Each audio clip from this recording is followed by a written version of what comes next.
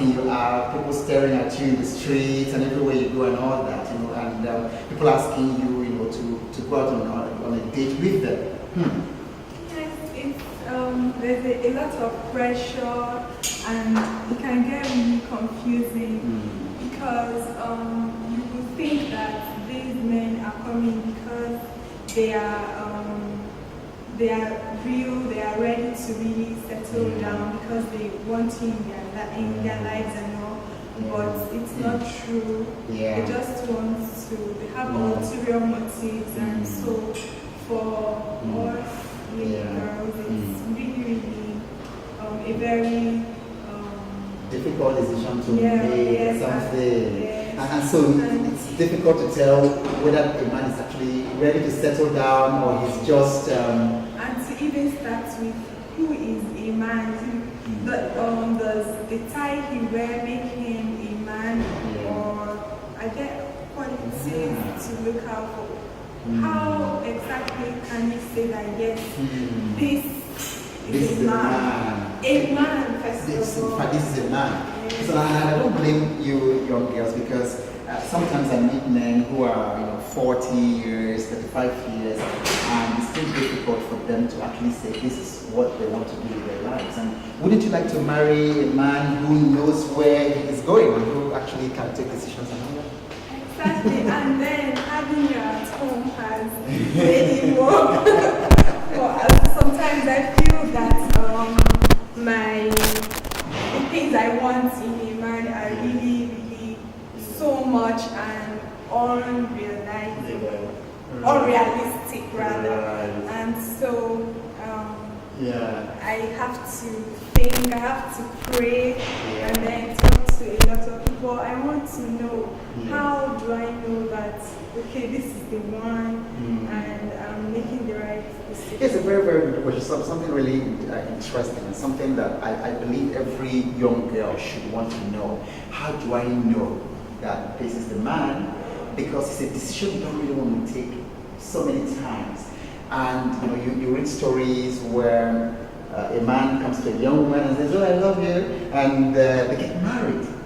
And just 3-6 months after that, you begin to hear terrible stories about, the girl having been abused, the man beat her or did something. And then just a few months ago, this is somebody who said, that you loved and all that. So I know it's something that a young girl would want to find out. So how do you know? And I would say, okay, that if a man comes to you and says he wants your hand in marriage, I think the first thing you should find out from him is, what does he want to do with his life? What does he want to do with his life? What is his vision? Ask the man, what is it you want to do with your life? Because if the man is unable to answer that question, then what are you coming into his house to do as a wife? You get the point? Yeah. So what would it be like for you if you marry a man who wakes up in the morning and he doesn't have a place to go, he doesn't know what to do with his life? I think we'll quarrel a lot because I'll feel that he's not a man to start with, because you modeled it at home for us. Right. And so I would really expect that he might not be exactly like you, but then show that he's a man, he can take responsibility, he can make choices. And interesting. And it's good you're talking about taking responsibility, making choices, because the man is supposed to take responsibility in as it were. He's supposed to take the responsibility of leading the family, and then you can imagine, in the future, you have a family, you have children. Somebody has to make a decision where these children will go to school, the kind of lifestyle, the kind of income, and how we're going to make they're going to make income, to feed the family. So the man has to make take that decision.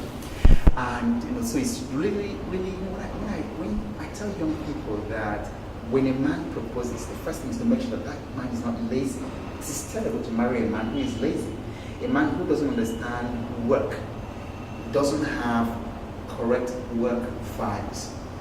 Because what makes a man happy ultimately is his work. So he's got to have a vision, has a very clear vision of where he's going and where he's taking the family.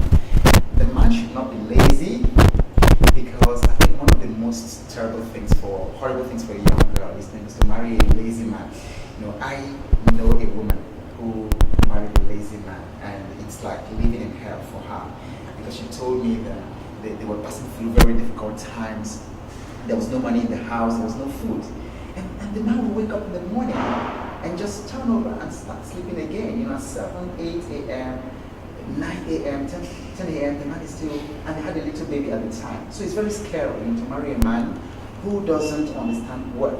And especially now, because many men just are looking for women who will take care of them. It should be the other way around. The man should actually be providing.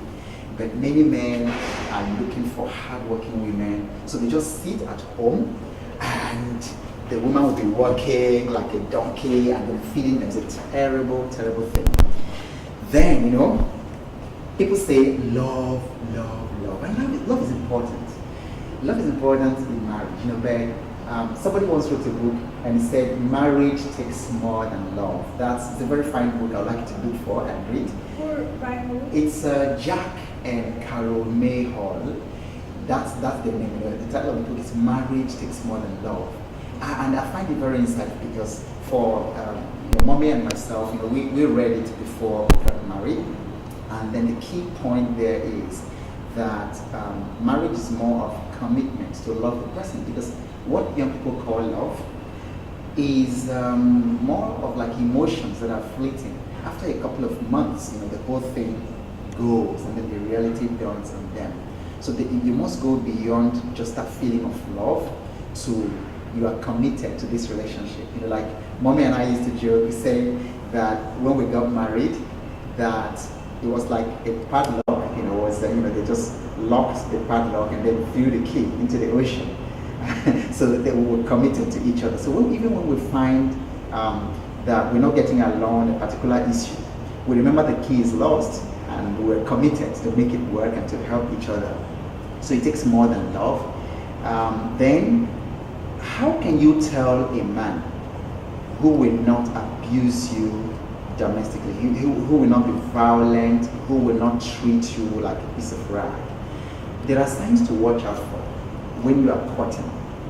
If, for instance, you're driving with the man you're courting with, you're driving with your fiancé, and he's very, very aggressive on the road, and every little car that passes, he says, "Waka, God punish you," and all that. Be very careful. So he might be nice to you, but if he's very, very rough and very rude to others, he's just pretending. The time you get home, he's going to give you that. So you watch out for little things like that. And like I said, if you see a man who sees a lizard, just crossing the road, a little butterfly, beautiful butterfly, and he's out to kill it. Why kill a butterfly? Why kill a lizard? So he just has that sense, that urge to kill. Then you should watch it. When you are courted, you should watch it, because that person is likely to be very violent. Yeah, does that make sense to you? Yes, very. Yeah. And so when you think you found the person, what steps do you need to take? When is the right time to introduce him to your family? It's a very good question that you brought family. That's actually a nice question you asked, because there are ways to do things. We also have culture, we also have tradition. But I think, why don't you sit down somewhere and then just talk about that a little bit, okay? Okay.